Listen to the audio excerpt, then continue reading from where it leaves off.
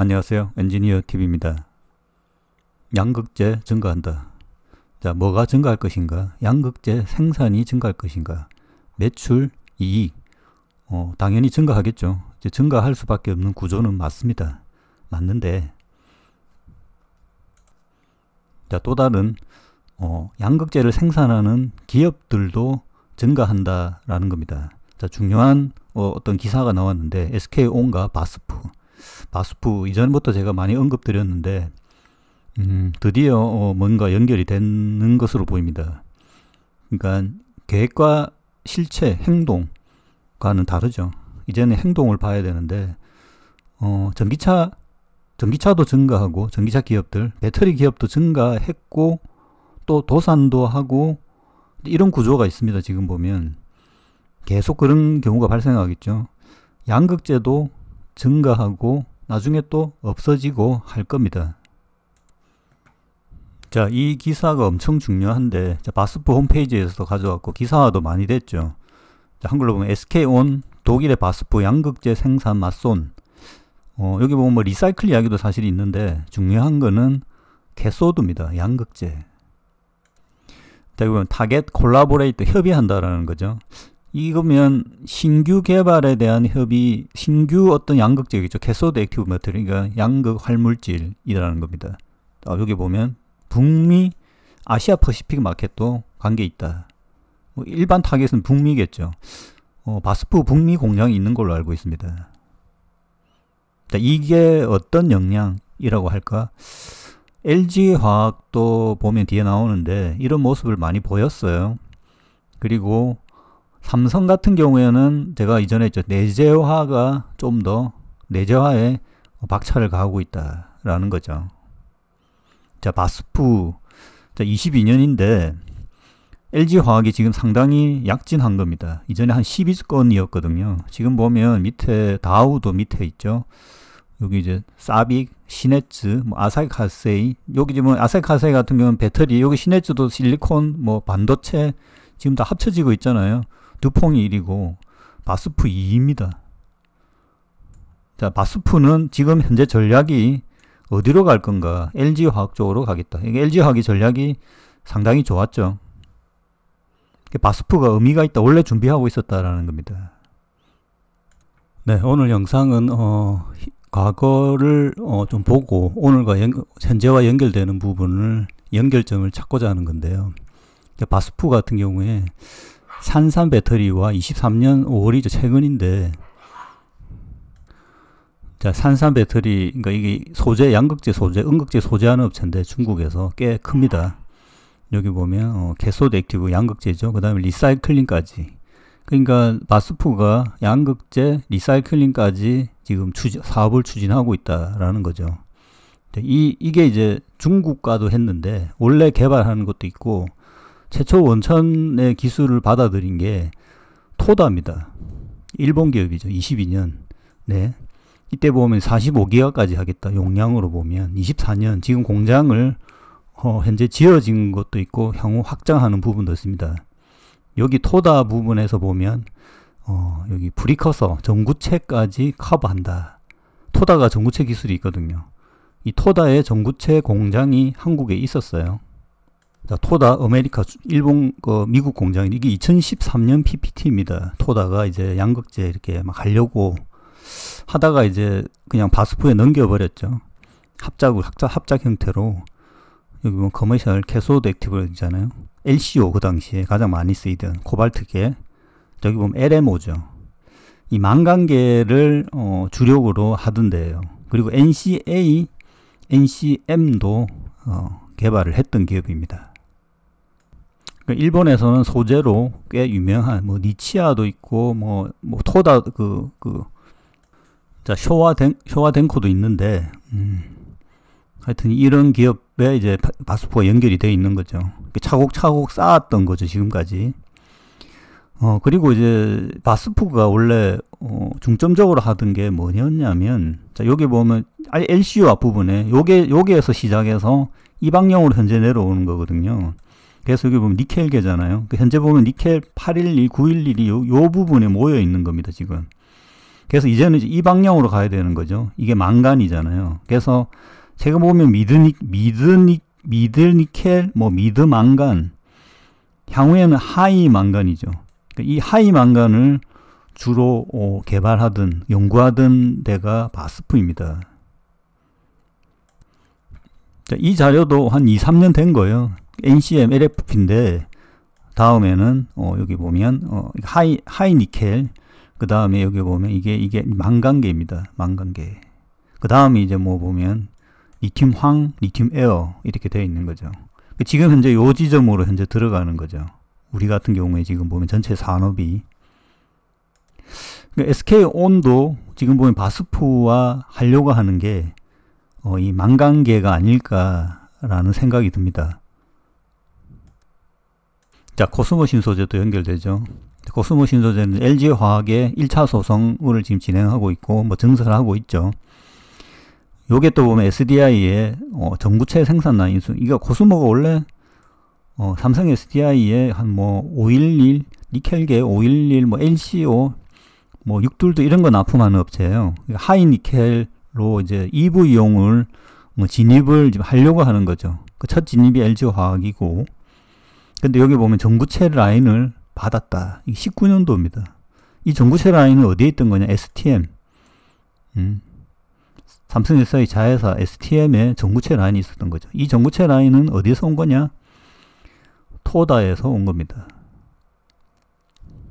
자, 토다는 여기 보면 2015년으로 좀 올라가는데, 삼성 SDI가 삼성 정밀화학하고 제일모직을 합병한 적이 있어요. 그 합병하고 나서 이제 또 롯데케미칼한테 넘기고 하면서 전지 산업을 키우는 데에 어떤 투자 자금이 됐던 그 사례가 있었던 거거든요. 이게 한 2015년, 뭐 2017년도에 일어났던 일인데, 이게 아마 1, 2년 전에 합작 파트너 일본 토다요 또 나오죠. 그러니까 토다의 기술력이 꽤 있는 기업입니다. 모든 기술을 가지고 있었고, 이 일본 기업이 여기에서 이제 조금 생산에 도태가 된 거지 개발력이 사라진 건 아니거든요. 결국 STM 지분 28%를 삼성 SDI 다 넘기는 거죠. 삼성 SDI가 가져간 거죠. 그 공장이 여기에 있는 겁니다. 여기에. 자, 그러면 이제 그 합작은 원래 삼성 정밀화학이 토다하고 합작했던 거고, 요거를 SDI가 받으면서 STM 지분을 58%를 넘겨받고 71%로 넘기고, 그 다음 롯데에 매각하기 전에 전지 관련 산업은 SDI가 가져간 거죠. 그리고 토다 지분을 다 들고 와서 100% 자회사로 두고 지금 자회사를 확장한다. 제가 그래 설명드린 거죠. 지금 요 부분. STM은 원래 그러니까 전구체와 양극재, 이 양극재는 한 니켈계 60%짜리 정도를 생산해서 했던 기업입니다.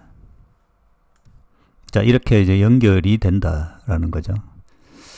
자, 그리고 이게 20년도 중국 거 잠깐 보면요. 아까 샨샨 이야기 했었잖아요. 샨샨 여기 보면 여기 CATL의 메이저 서플라이어인데, 우린 두 기업을 조금 주목할 필요가 있는데, 원래는 롬바이가 가장 중요하고, 20년도 보면 NCM 811의 메이저라 한다. CATL의 생산품의 50% 정도가 이 하이니켈계입니다. 인산철만 생산하는 게 아니고, 인산철이 가장 포지션이 높은 기업은 BYD고요. 샨산은 응급도 하는 기업입니다. 세어 20%니까 크죠. CATL만.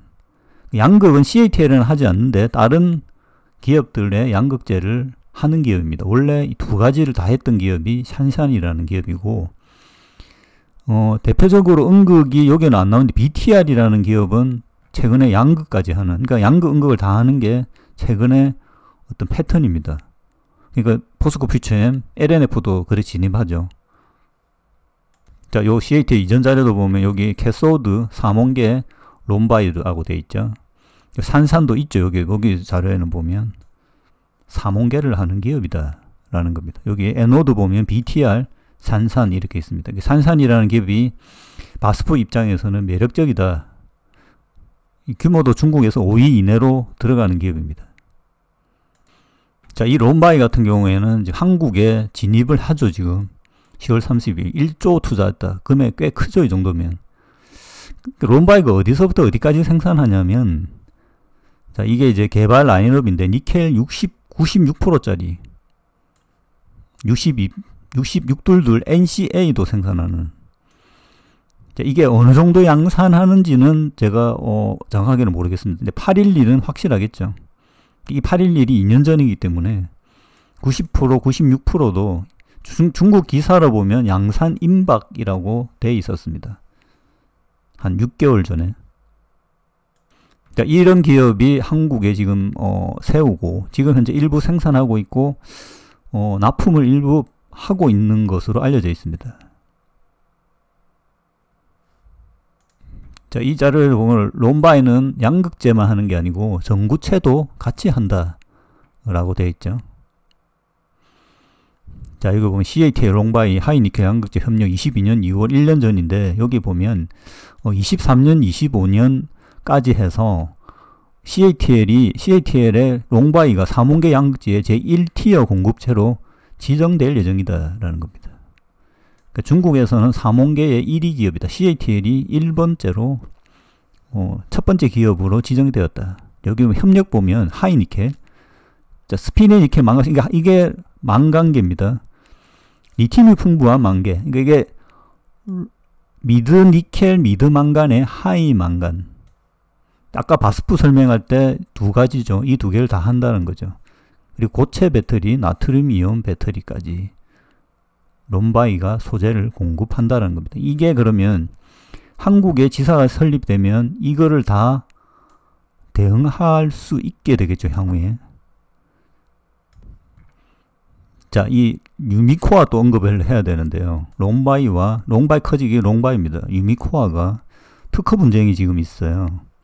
60%대의 양극재는 중국에서 했기 때문에 이겼습니다. 어쨌든 이게 중요하죠. 유미코아가 특허권을 많이 가지고 있어요. 그 바스프하고는 특허 협의가 되어 있고요. 이 부분이 나중에 어떤 상황이 될지는 모르겠는데, 그거 관련해서 옛날에 보면 캠엑스라는 그 특허 전문 기업한테 다 특허를 한국 기업들도 특허 계약을 한 부분이 있거든요. 하이니켈 쪽에는 그 특허들이 약간 민감한 것들이 아직은 있습니다. 인산철은 지금 해제돼서 중국이 지금 퍼져 나오는 거고, 그 부분도 중국이 향후에 이제 들어갈 때 다시 요구할 수도 있습니다. 소송적으로. 여기 보면 니켈 80% 계열도 특허 소송이 진행 중이다라는 거죠. 그러니까 유미코아가 하이니켈을 생산을 못한다라고 하는 그런 이상한 이야기를 하는 분들이 있더라고요. 그건 사실이 아닙니다. 자, 대신 가격이 조금 높을 수도 있고요. 여러 가지 상황이 있을 수는 있습니다. 유미코아가 개발력이 없는 기업이 아니고요. 상당히 높은 기업이다. 자, 유미코아 이야기 조금 하면, 현재 규모가 65기가고 22년인데 1년 전이죠. 11만 톤 정도라는 거죠. 여기에 보면 62%가 한국에 공장이 있습니다. 유미코아 공장이 엄청 큰 게 한국에 있다는 거예요. 중국에 38% 위치되어 있고, 아마 유럽 공장을 지금 짓는 거로 알고 있습니다. 유럽 셀들이 지금 하기 때문에 24년 기준 지금 2배 목표 캐파를 지금 현재 증설 중이다 라는 거. 유럽 생산 비중 33%, 하이니켈 75% 목표이다 라는 겁니다. 저기 보면 바스프 21년에 보면 그러니까 바스프와 유미코아는 이렇게 특허 관련돼서 합의가 이루어진 기업이죠.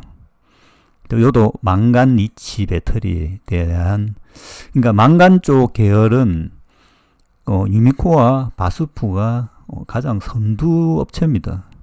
그래서 SK온이 그런 느낌이 조금 있습니다. 제가 느끼기에는. 지금 보면 인산철 진입하기는 어려울 것 같고, 굳이 중국 거를 쓰면 될 것 같은데, 굳이 그걸 또 만들어서 무슨 미래의 어떤 기술력이 있는 것도 아니고, 하이니켈은 90%까지 와서 이제 더 이상 단결점까지 하면 끝나버리는데 망간계를 해야 되잖아요. 그 망간계의 속도가 지금 제일 빠른 기업들과 접촉할 수밖에 없는 거죠. 세일 기업 같은 경우에는. 자, 26년 이렇게 25년을 대비하고 있다. 자, 이 유미코아는 한국에서 엄청 소재로 중요한 기업입니다. 이전에 제가 한번 설명드렸지만 LNF가 중요한 위치를 차지했고, 지금은 에코프로, 포스코 퓨치엠 이렇게 나왔지만, 이전에는 유미코아와 유미코아가 거의 했던 기업이고, 그러니까 2등을 했던 기업이고, 그 다음이 LNF였던 시절이 있었던 거죠.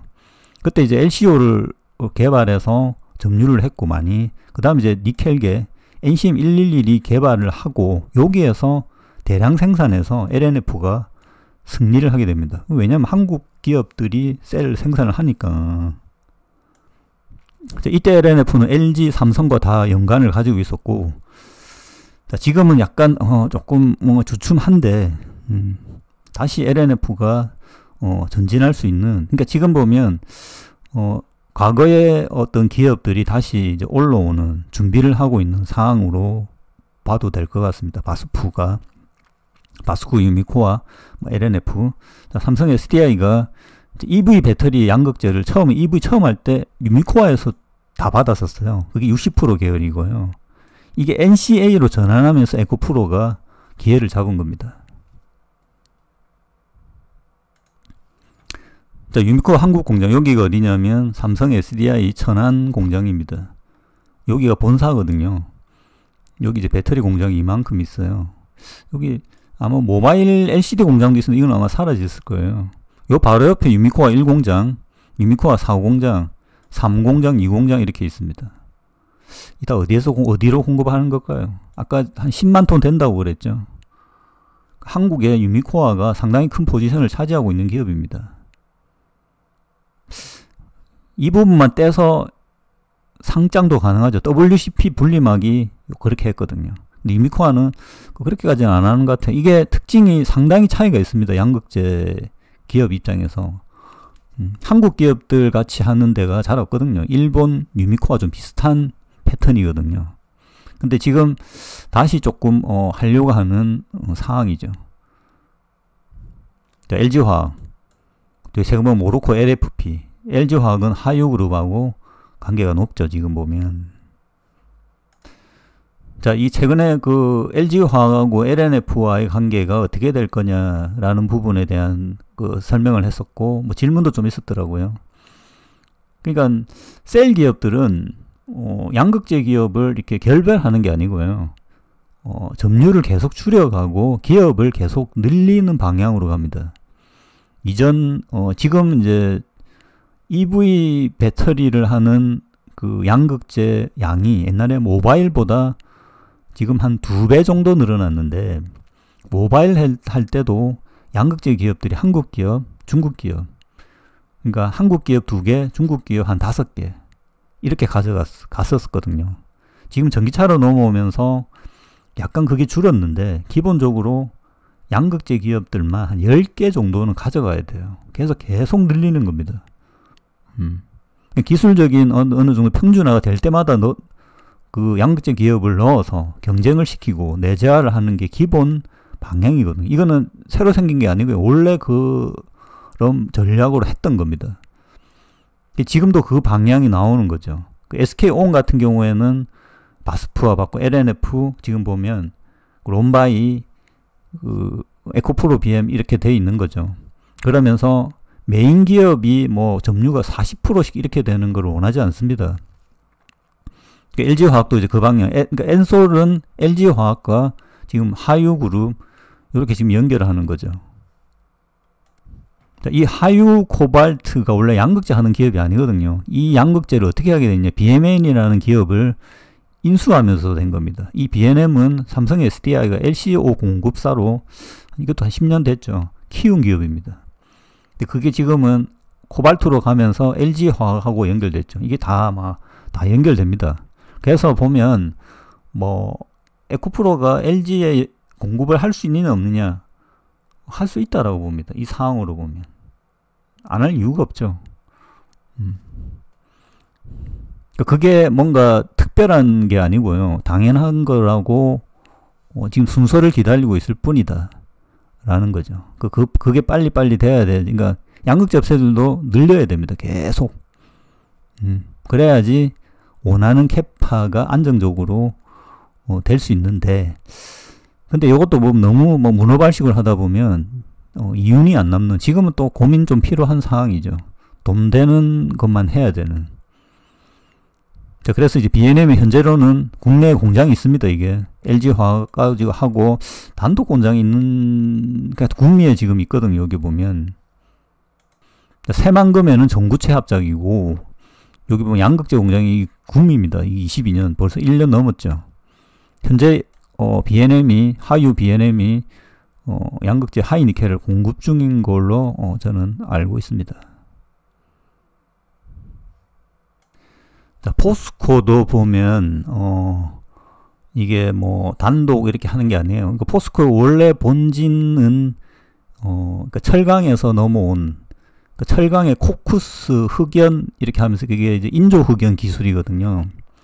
그게 이제 그 미쓰비시 케미칼하고 도카이 카본이라고 그 기술하고 이렇게 연결이 되어 있는 겁니다. 그래서 이제 이 포스코 퓨처엠의 원 그거는 사실은 흑연 가공 기술이죠. 근데 이제 그게 양극재가 사실 한국이 중요하니까 양극재를 그 다음에 추가가 된 거고, 지금 그게 지금 메인이 됐죠, 사실은. 그걸 했을 때 또 중국과 또 연관성이 있어요. 중국 인조흑였죠. 시누오라는 회사에 지분을 있고, 이때부터 하유하고 연결이 돼 있었어요. 양극재도 중국에 있고 전구체도 있습니다. 요것도 보면 하유가 있는데 뭐 포스코, 그러니까 포스코가 익사이트하고 포스코 케미칼이 들어가는 그런 게 있었고, OCI도 지금 연결이 돼 있죠. 가산화수소. 자, 흑연은 한국에서 지금 해결이 안 되는 게 구형하입니다. 구형하. 요 부분에도 지분이 들어가 있고,